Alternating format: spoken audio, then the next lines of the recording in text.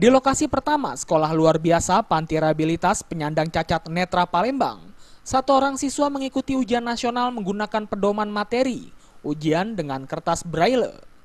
Rizka Handayani, siswa SMU kelas 3 ini, harus menjalani ujian seorang diri, karena hanya dirinya yang tahun ini mengikuti ujian nasional. Meski hanya seorang diri, Rizka Handayani tetap mengikuti aturan ujian, dengan pengawasan ketat pengawas dari Dinas Pendidikan Provinsi Sumatera Selatan. Suwandi, Kepala Sekolah SLB Tunanetra mengatakan, tingkat kesulitan yang dimungkinkan terjadi pada kualitas huruf braille dan sensitivitas peraba, ujung jari siswa, untuk menganalisa soal ujian. Dengan dua faktor kendala ini, pihak sekolah juga telah menyiapkan penerjemah naskah braille guna membantu siswa. Kesulitan itu, Pak?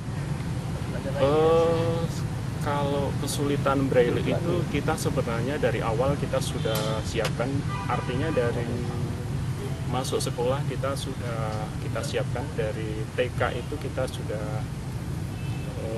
mengantisipasi sedemikian rupa karena braille adalah memerlukan ketelitian. Dan Sementara di lokasi berbeda, Yayasan Pendidikan Anak Cacat menderita tunarungu, 3 orang siswa tunarungu juga mengikuti ujian nasional tingkat SMU sederajat.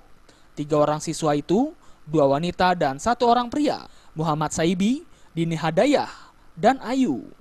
Ketiganya juga mendapatkan pengawasan ketat dari pengawas ujian dari Dinas Pendidikan Kota Palembang.